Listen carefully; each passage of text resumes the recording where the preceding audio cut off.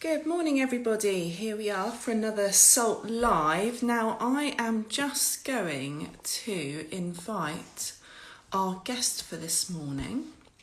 If you just bear with me a second, I'm just going to invite. Hopefully, he's going to join us. He's just waved, so he's watching and he's waiting. Hello, good morning, Guy. Hello, how exciting. How very exciting. You look like you're somewhere lovely and warm and tropical. I'm sat on a very sunny bench at Treva. Should I just give you a quick spin round? It's very, Please do. very nice. Spoil us. Spoil us. Oh, wow. That looks stunning. I've just had my first lateral flow test. Have you? I know, very exciting. It's slightly strange, I have to say. Just it was one of those real kind of, you're going, oh wow, this is the world we are in right now. Yes, it's very crazy. It's a bit bizarre. So is it true? Does the sun always shine at Treva? It's absolutely true. You will notice there has never ever been a photo released ever when the sun is not shining. I love it. Brilliant. So is it true? This is your first Salt Live. This is your first Instagram Live. You've never done one of these before. It is, and I've been really geeky because I've been sat here going, right, I've got my spare phone just in case something goes wrong with that one. I checked the Wi-Fi twice, and I was in position 10 minutes before we started, just to make so I'm ready and prepared. Brilliant, wonderful. So brace yourself. Okay. Be gentle with me, though, Charlotte. Be gentle. Okay. Well, you're used to being on stage, so you're fine. You've got that. Yeah, but that's not recorded. You can't watch it back. That's the big difference. And hopefully we'll get lots of views later. So you wait. So would you like to introduce yourself, Guy? So hello, yes, my name is Guy. Like lots of us in the creative industries, I wear multiple hats. So one of those is working here, running the amphitheatre and the events programme at Treva. I'm also the artistic director for Cousin Jack's theatre company. We do Mousehole Cat every year down in Mousehole. I've recently become a trustee at the Acorn Theatre in Penzance, which is really interesting. There's a few cool things to talk about there as well. I'm involved in the Cornwall Venues Network, which is an informal group where all the venues get together at the moment, share our woes about reopening and testing and all of that sort of stuff. And I do various little bits and pieces, sometimes working as a freelance director. I'm doing some marketing and PR work with Blackbird Pie magazine at the moment, which is great fun and something quite different for me. So yeah, like the rest of us, doing lots of funny little different things. So lots of projects keep you out of mischief. They try. Just about. No, it's interesting you say about Blackbird Pie because I've noticed there's been a massive direction change and it's been really engaging and I've been following it the last couple of months. So it's noticeable, shall we say. Yeah, it's been interesting. So they've moved from being a print publication into being an entirely digital publication now, which is, it's a massive change. Like it's a huge thing to suddenly get your head around and, kind of reinvigorating social media channels and those sorts of things. So it's been a big journey, but it's exciting. Very exciting. So, have you, well, obviously you've hinted a little bit. Sorry, I'm just stroking Harry Dog here, the Cocker Spaniel, because if I don't touch him, he'll wriggle around and you'll hit tap everywhere. Have you got any exciting plans for this year, possibly next year, that you'd like to share with us or you're allowed to share with us?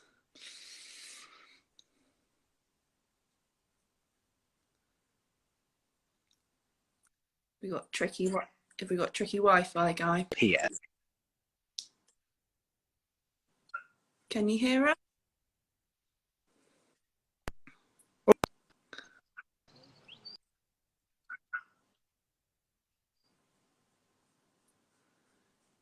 Come on.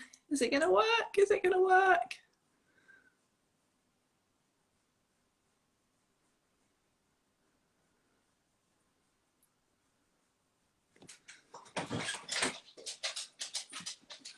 Oh no, we've lost Guy. Come on, Guy. Are you coming back? We've just lost him. He's moving. He's coming. He'll be back. Right, let's try adding him again. So it's a beautiful view, but it turns out that the Wi-Fi wasn't so great. So let's just try again. Can we get him back? The joys of technology, hey? Is he there? The anticipation is quite crazy. Are we going to hear about Guy's plans for this year? Ha! He's back. Am I back? Am I here? Yeah, so maybe only works if you walk. So this is going to be a walking live conversation. But in true Cornwall style, I've moved a bit closer to the router. Brilliant. Right. Fabulous. Back in action. So the anticipation was quite tense there. So tell us about your plans for this year. It better be big. Yeah, it was all completely orchestrated. I arranged for that to happen just so we could build the tension. So yeah, I think I was saying that, you know, projects are starting to fall and drop in place now, which is really exciting. So fingers crossed, we will open the amphitheatre at Treba later this year for a shortened season, but some really, should be some awesome stuff. I've had some conversations with some very, very cool people, including some sort of unusual events where we're going to be combining people eating interesting food alongside having a show, and the show might not be a kind of conventional show that happens in front of you. It's going to be a part of the whole experience. That should be very fun. We're also hoping that our site-specific project, which should have happened last year, will be able to go ahead July, August time, which is all about lions, which is very exciting, and lots of puppetry and lots of music and that. Our Percy Pengelly and the Wibble Wobble project, which is with Cousin Jack's, which should have happened. We were supposed to go into rehearsal a week after the lockdown was announced, so that was a stressful time. Yes. Hopefully that will go ahead in spring next year. Lovely. And what else is happening? The Acorn stuff, that's quite interesting. So we've started to develop an outreach and education program now, which we've just finalised actually a kind of public document that's outlining what we want to achieve, what we think we can achieve, who are the sort of organisations we would like to partner with, and that should be going out to people hopefully mid next week. Brilliant. And that could be really exciting. I think I'm hoping that'll be one of those things that just grows into something big and exciting. So is that schools focused or community of all ages, or both. And not in terms of young people, not just schools, but different organisations and groups that work with young people as well. Interesting. But one of the things that I'm really interested in us focusing on are the people who, for whatever reason, aren't coming into the building of the Acorn. So that might be practical reasons of not being able to get there, the building not being suitable for whatever, or people who just don't feel like it's a space they quite want to come to yet, and whether or not we can create some work to engage them outside of the actual building, and in different communities. So I'm excited for that one. And I think that's so important, because to us, being cultural people, we're used to being in galleries, theatres, etc. But there's a lot of people who just would never. There's people that just wouldn't go into those spaces, and I would love, my daughter, she's 5 now, and ever since she was a baby, she goes into galleries, and she just kind of feels like she's at home. And I'll never forget when she looked at an abstract painting, all she wanted to do was just kind of like move around and but she felt the confidence that she could do that and talk about it, as opposed to walk around and think this is a scary, quiet place that's not of interest to me. So no, that's so important. So no, that's exciting. I look forward to seeing what happens there, and maybe engage with some of the programs. And the program for Treba, is that going to be a mixture of family and adult based events? Yeah, it will be. It should be announced. I think the deadline in my calendar is the 21st of June. I think that's when we will shout about it and be able to announce definitely what it is that's going to be going ahead. And there may be as well, these are the bits that I'm working on at the moment really, there may be some other types of events dropping in, some health and wellbeing events and things that aren't necessarily performance based, but are using the garden in different ways, and down at the beach and things like that. Interesting. And have you got, dare I say, contingency? So if for some reason COVID does its naughty thing and cancels anymore, have you got any way of delivering something in a way as an alternative? Most, assuming that we don't have a sort of a complete stop on anybody being able to come to anything, everything's being designed so that social distancing can still happen if it needs to happen by the time we get into kind of late August or anything like that. So as long as projects can go ahead in some way, these are being designed to allow for that. And also I've been budgeting assuming there are no ticket sales, which is just the weirdest thing in the world, because That's thinking that bizarre. Yeah. if we get to a point where one of our performers has to go off ill, even if they haven't got COVID, they just have to go and isolate for whatever reason, and we're just not able to go ahead with the show. Like, how do you budget that? So our solution has been to budget assuming the worst and assuming that the performances won't happen, and then hope that everything will be much more positive than that. And I think there's nervousness that people, you know, last year a lot of us were, you know I was planning quite, you know, to attend a lot of events, a mixture of events, and we hit that nightmare of trying to get refunds, etc. And people are nervous, aren't they? So there is a bit of a hesitance about hesitation of, you know, do I book or shall I wait? And what happens if I book and it doesn't happen, etc. So it's really difficult. We've really learned as well that people want to know that you're keeping everybody safe, not just themselves, and that's been really interesting. So I had a great chat with the brilliant Zoe Kerno from the Minhag, and she was saying that when they first opened again last year, they weren't announcing as part of their front of house announcements that the actors were in a professional bubble, and the audience got really nervous about it and wanted to understand that they were being cared for and looked after. So you know, they made part of their front of house announcements to let you know our actors are working within a professional bubble, so don't need to socially distance. So you know, things like that are things that, you know, we've learnt over the last year that you need to incorporate into projects. And we all generally just like to look out for each other at the moment, don't we? You know, it's not just about your own security and your own family, but you think, oh, I'm not sure about, you know, are those people being treated correctly, and you know, are they taking the precautions? So you know, that's no, it's interesting actually having that transparency. Yeah. Okay, so bit of a interesting question. What inspired you to work in theatre? Where did this passion start from? Yeah, my answer to this question, I feel, is always so predictable. So it did start. It does sound like I've just like picked this story out of a textbook or something. So at secondary school, I had a tutor who, in one parents' evening, said to my parents, "Oh, I think your son will be a theatre director," which was mind blowing because I had done absolutely no theatre at all at that point, not even a school play. Like my first primary school didn't even do nativity plays, anything like that. So where she got that from, nobody's quite sure. But off the back of it, I think my thought process must have been, oh, I probably should do something about theatre then if she thinks that. So I was in, like so many young people, I was in Bugsy Malone. I was splurged in the first 10 seconds of the show.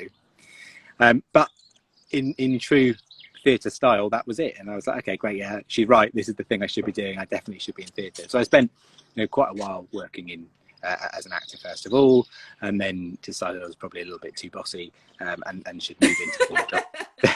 And then decided I was really bossy, so did a bit of producing and directing to be a total megalomaniac. And here we are. That's brilliant. Well, how amazing! Have you been back in contact with this teacher since? Do they know what you're working on? No, and she has such a brilliant name as well. She was called Mrs. Dunk, like just such a brilliant name. And no, I haven't been in contact with her. I really should do that. That would be my coming off of this. I will go and find Mrs. Dunk. But it shows the importance of planting those seeds and setting up aspirations at such a young age. It's so important. You know, I'd love to know what it was that made her think that. You know, what was the moment she went, oh, actually, yeah, you'd be really good at that, despite the fact you haven't done anything like that at the age of 11. That's incredible. And at 11, that's so young as well. So young. Wow. Maybe she's not a real person at all. Maybe she's just like this super knowing robot that appeared to give this nugget of information to me. And that's why I haven't seen her since, because she doesn't actually exist. No, she's gone. Disappeared. Right. Is there something that you've always wanted to achieve or deliver within your profession that is still to be accomplished? Something on that wish list? Yeah, so really this is my long-term ambition, I suppose, and it's one of the big objectives of Cousin Jack's, is to have a space that's dedicated to children's theatre in Cornwall. Whether or not we would call that a theatre, or whether that would be an open air area, or whether that's just going to be an old barn or whatever, I don't know. You know, who knows what's going to be. But yeah, the big thing that I'd like to achieve at some point is for there to be a permanent space that celebrates, supports and promotes theatre for young people.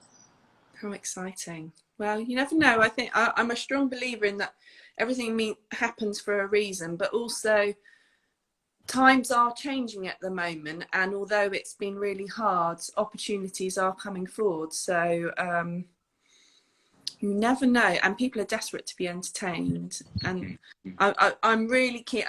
One thing that I'm really conscious of is that people are conscious of the professions that are slightly more rocky and not quite so stable, but I'm really keen to promote the fact that there is still potential to work in the arts. There is a viable career, and not to give up on it, because I think there'll be a lot of young people who will lose that confidence to take that risk. You know, it seems a lot more sensible to become a plumber or an electrician or a builder or a solicitor or a doctor, but actually, you know, it's a viable profession, and actually the effect that you can have is incredible when you work on the arts. It's just so rewarding. I think there's a lot of keeps staying. I think there's a lot of really brilliant organisations that are now focusing very much on providing as much employment as they can. You know, we've just come out of a time where there has been so little employment for anybody working in this industry, and I think there are so many organisations that are now working very hard to go, we just need to deliver opportunities. And certainly, you know, that's one of our focuses at Treva at the moment when we're planning these projects, is going, you know, how can we share these funding pots as widely as possible to as many people, so that it impacts not only the brilliant audiences that are coming to it and the people that are viewing this stuff, engaging in this stuff, but also the people who are creating it. Because, you know, they've been missing out financially, emotionally and creatively for so long. I mean, a year is a long time, isn't it? A very long time. Thank you, Harry, for the bone. Lovely. So I feel a bit left out. You should have said I could have found a dog to bring, you know? Next time, what do you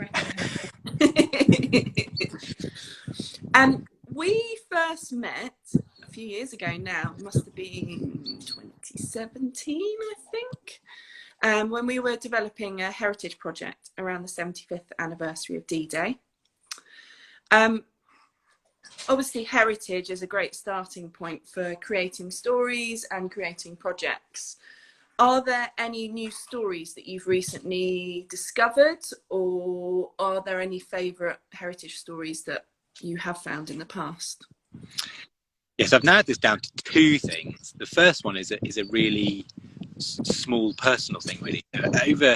Just before we got into COVID times, lockdown and everything else, I started interviewing my gran on film about her life. I sort of do an era in her life every time I went to go and see her. So the first one was primary school age, then it was her life during the Second World War. We were rudely interrupted by COVID, so we haven't got much further than that, so I shall pick that back up again. But it's inspired me really to start collecting and making sure these stories are properly archived, your own personal stories, because, you know, we're all really reliant on the information that we find when we're doing projects like the 75th anniversary of D-Day. We're reliant on the fact that people wrote things down, or filmed things, or created accounts, or whatever it is, they were documenting it. And those of us that, like me and you, that love history and love heritage projects, I think we have a real responsibility to make sure we're documenting the now, so that the me and you in 100 years' time have got stuff to work with. And got those memories recorded. So I've been doing a few different things really with that, and I've ended up accidentally stumbling across, I don't know what she is, something like a fourth cousin 50 times removed or something, that lives in Walthamstow, which is where my gran's from, and she has got so much information about my family. Even she sent me a postcard a couple of days ago that was written in 1954, I think, from my gran's dad to my gran's sister, talking about him staying with my gran and my mum, which is just an amazing thing to suddenly sort of be given back to you completely out of the blue by somebody that you've only spoken to on Facebook. So, you know, so that's my big thing about, start focusing on the really close to home projects. And then my other one is the total opposite of that. I love Bletchley Park. I have always loved Bletchley Park. I've always been fascinated by the code-breaking antics of the Second World War up there. And I got to go and visit it I don't know, maybe 2.5 years ago, something like that. I think actually it was just at the end of the D-Day project at Tree, I think. And it was just an amazing place. So yeah, one of the big ambitions in life is to do the women of Bletchley and do a site-specific project based around some of the amazing women that worked at Bletchley during the Second World War.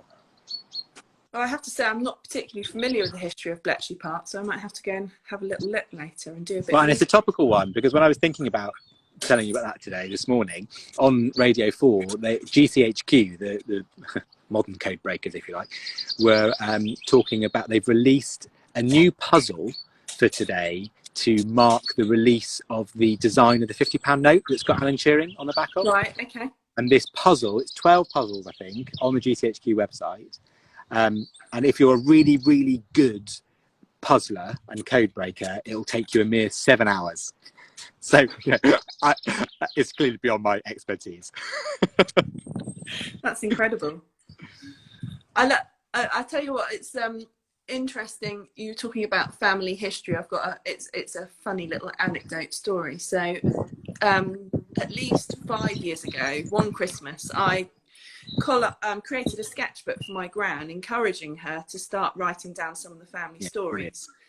And the other day, she's been she recently lost her husband, which is sad. But what's been really good about it is that it's encouraged her to look through her family history and start organising various aspects and photos and stories, and start collating it to hand over. And I said to her the other day, I said, Gran, I said, surely you've already started doing that, because I gave you your memoirs book, your sketchbook. And she said, you didn't give me a book. And I was like, yes, I did. She said, so then I described it. She said, well, that's not a proper book. It hasn't got lines. That's brilliant. I thought that was brilliant. So I need to. So is that your top tip? If you're trying to get people to write their memoirs, buy a book with lines. Yes. But I thought, because I was in my arty brain, I was thinking sketchbook, and then she can stick photos in it, and maybe, newspaper clippings, etc. But it hasn't got lines. I'm not using that. That's not a memory book. It's brilliant. I think it can be a real obstacle sometimes that people of that generation don't feel their lives are interesting. I've had that conversation several times with older adults, and they've gone, well, you don't want me to tell you my story, it's not very interesting, and and then they get going on their story, and you think, oh my god, that's so fascinating and so different to lots of the lives we live today. It's really important that you talk about it. But certainly I've found it an obstacle before where my gran in particular goes, well, I haven't really lived a very interesting life. I'm like, oh, go, you just slightly interesting. Yeah, just a little bit. No, absolutely. I know some of the stories that my gran tells me are just incredible, talking about the Victory Dig and just absolutely amazing. And being sent to, she was telling me a story about when her mother could no longer afford to pay the bills, so she sent her to an ironmonger's to go and count nails as a job, and her job was counting screws and nails. And this was in Kent, and she was like, I'm not doing this for the rest of my life. I'm worth more than this. So she skipped a shift at work and put herself on the train to London and went to the job centre and found herself a job. Oh, wow. Which was just incredible. And then then she came home, and her mother was furious because she was embarrassed that she'd have to go and see the owner of the ironmonger shop and tell him that her daughter was no longer going to work for her. But it was just incredible, and she was probably, I think she was about 16, 17, and she just took herself to London and was just like, I'm going to get myself a better job. She didn't have any qualifications, but they saw the potential. And obviously this tenacious young lady who was like, I'm worth more, and they offered her an opportunity, which is just incredible. So I think that's a really modern outlook for someone, clearly living a long time ago through that. That feels like a very modern view of going, this is what I'm worth. Absolutely. So it just shows you just need to believe sometimes, and and it will happen. Well, thank you. I've really enjoyed hearing your responses, but it's now over to you. I believe you may have 2 surprise questions for me. Yeah, I was very excited coming up with I do not know what he's going to ask me.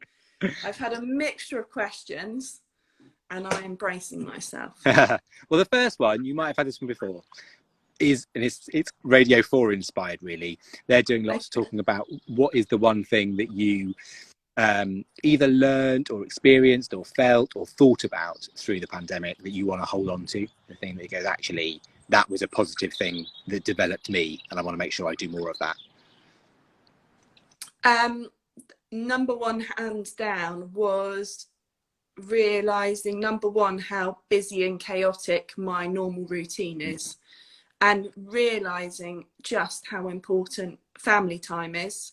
And actually, you don't have to, you know, luckily I work for myself, and you don't have to work 40 plus hours to get the work done. Sometimes you can be quite focused and a bit more managed about your time. So time management and finding that balance, it's definitely made me realize so much.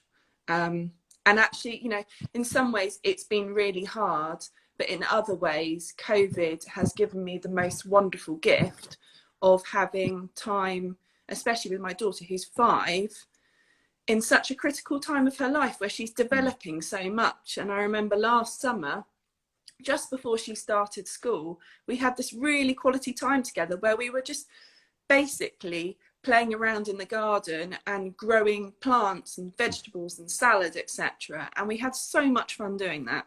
And each day it was like, what are we going to make? And it was great fun. It was so much fun. So yeah, really special times. That sounds lovely. Very, very nice. My second question is a bigger question. Yeah, if you could work with anybody, living, dead, anywhere in the world, on a project, who would it be? Who is the person you go, oh, I would just love to work with that person on something?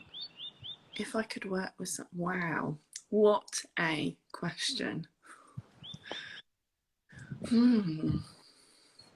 It's a tricky one because my role comes under so many different hats, you know, curating exhibitions, delivering events, representing artists. Yeah, there's no point trying to chicken out of it, trying to work around it. No, it's really hard. It's really hard because the thing is, it comes on so many levels. It's so easy to go with the really obvious high profile people within your industry, but then at the same time, there's something really special about collaborating with people that you respect in your area as well, which I think is really important. So, it's really hard. It's really hard. Wow. I have to think. I mean, I just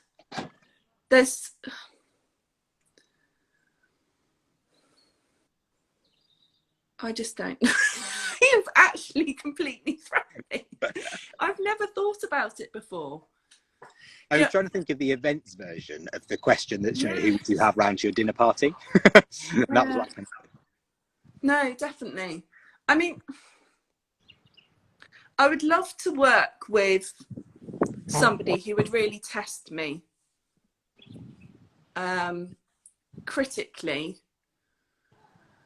and but then and that would be, you know, someone, you know, I can't think of anyone more honest than, you know, high profile artists such as Tracy Emin, for example. Mm-hmm. She would really put you on the spot and she'd really challenge you, and it'd be really exciting.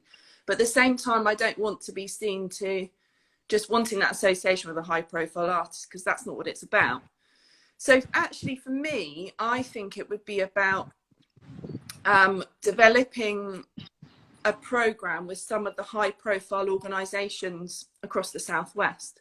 So that could involve, it could be venues, it could be organizations. So it could be, for example, the likes of your Knee High, but then also, you know, yourselves, you know, Cousin Jack's. It could be looking at outdoors and indoor venues. So it could be like the Hall of Cornwall, it could be Treva Gardens.